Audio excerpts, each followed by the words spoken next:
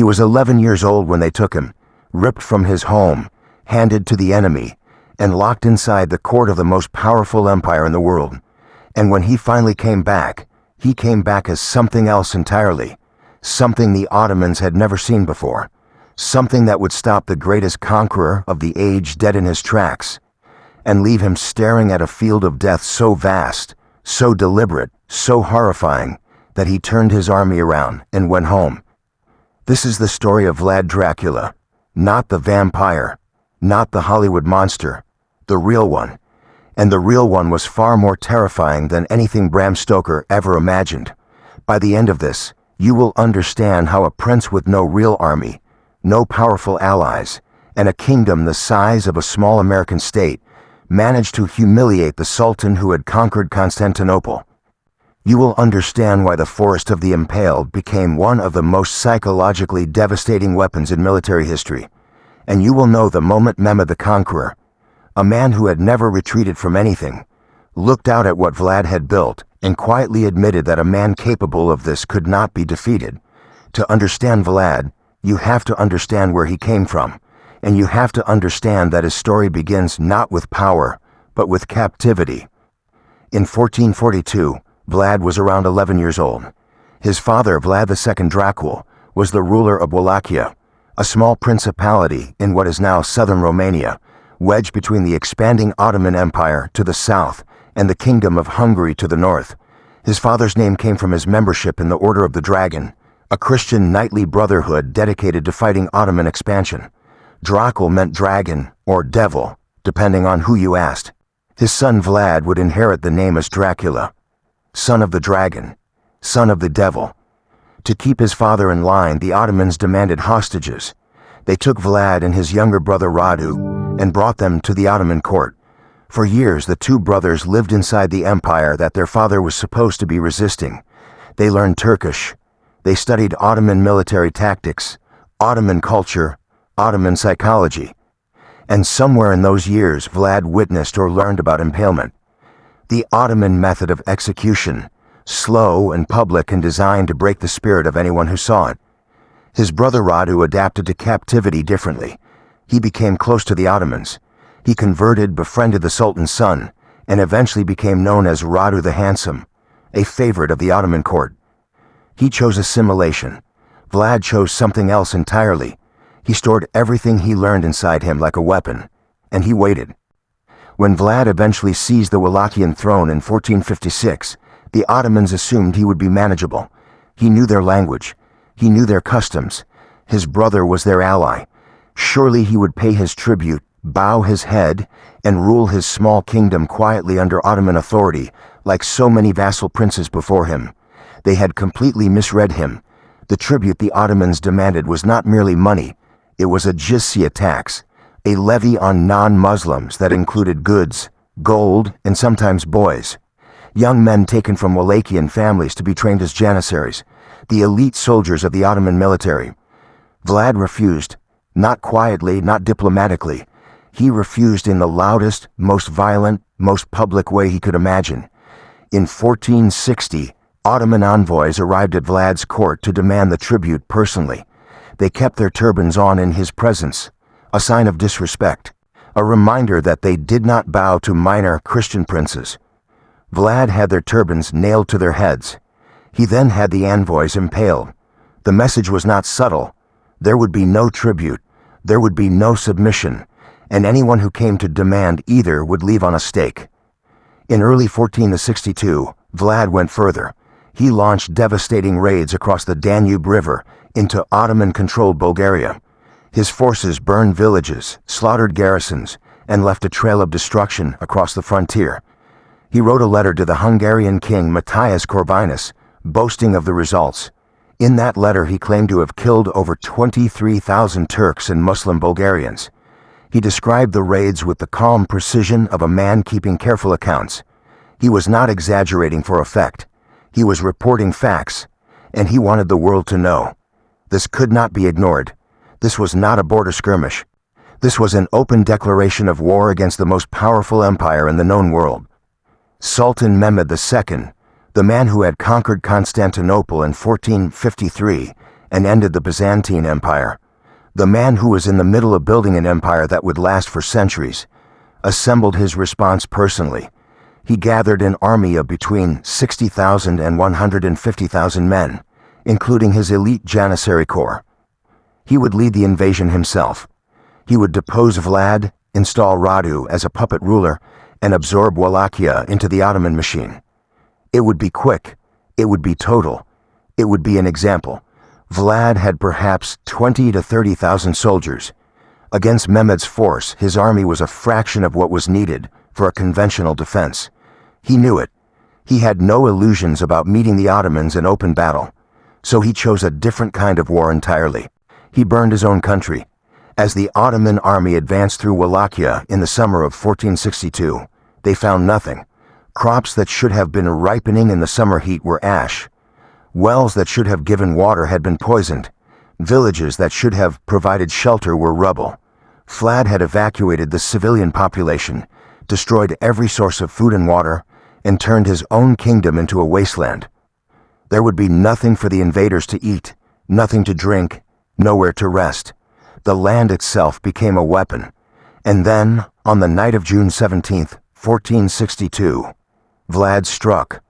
Under total darkness, with a moonless sky to cover their approach, Vlad led a cavalry force of between 7,000 and 10,000 men directly into the Ottoman camp.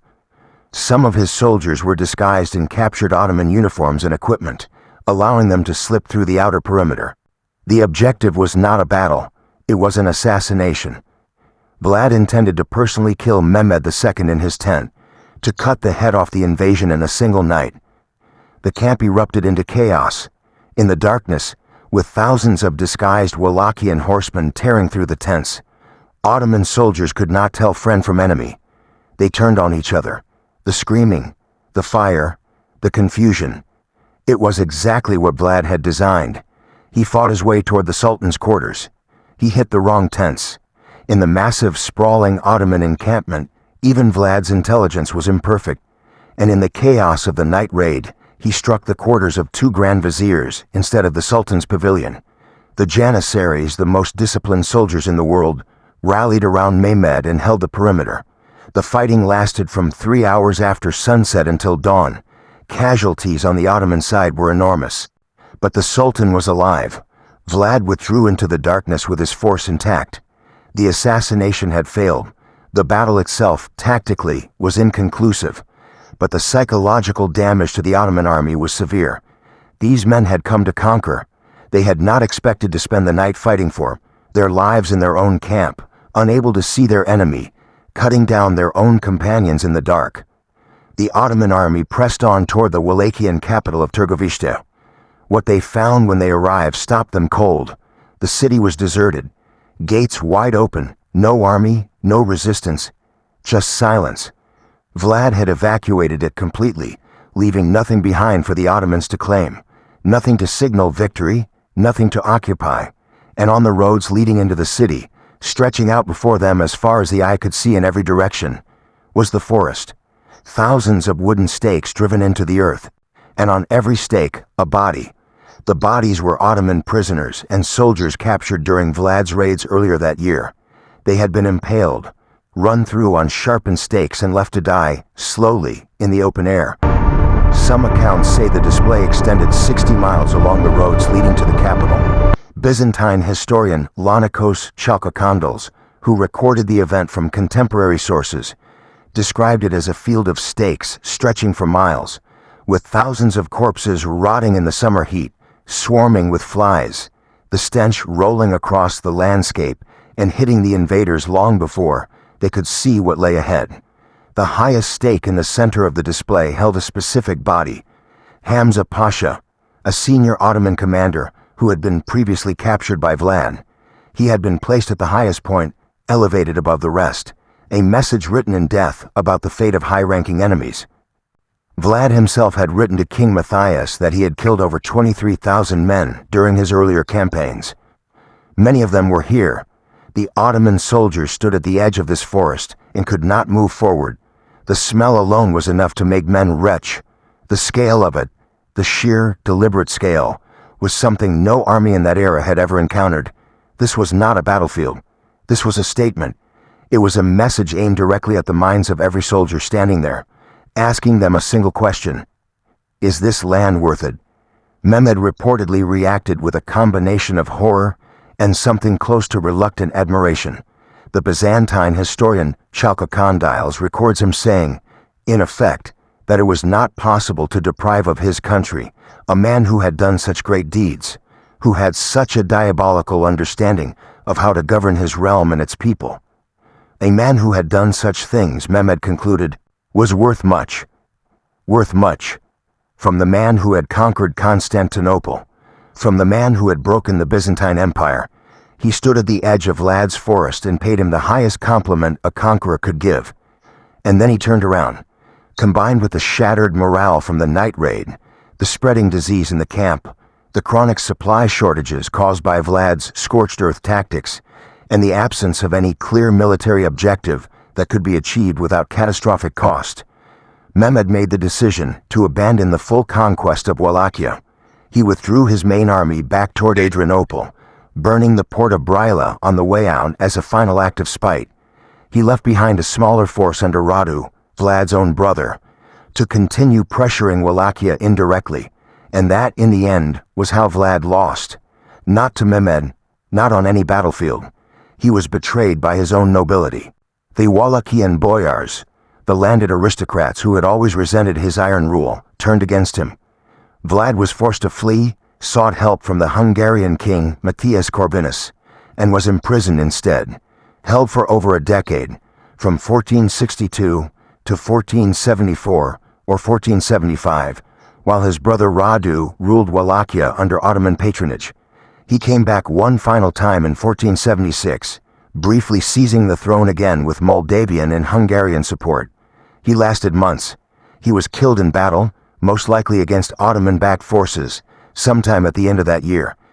His head was sent to Constantinople as a trophy and displayed on a spike. The man who had built the Forest of Stakes displayed on a stake himself, in the capital of the empire he had defied. His legacy split in two directions that have never fully reconciled.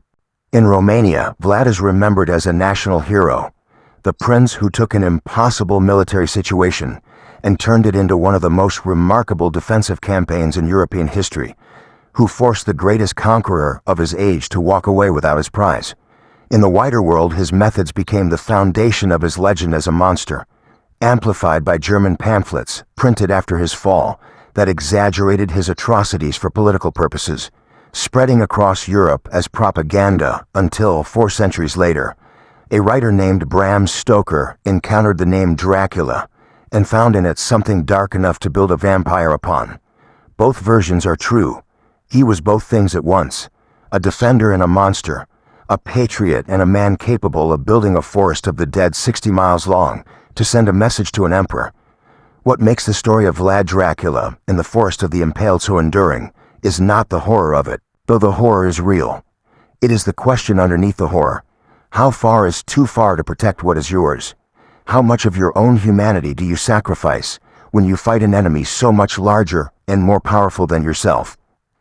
Vlad looked at the Ottoman Empire, the most powerful military force in the world, and he understood that the only weapon he had that they did not was the willingness to do what they would not expect, to be more terrifying than the thing coming to destroy him. It worked, once, for one summer, against the greatest conqueror of the age, and then his own people took him down. If this blew your mind, smash that like button and subscribe, because there are 100 more moments in history that nobody ever told you about, and we are coming for every single one.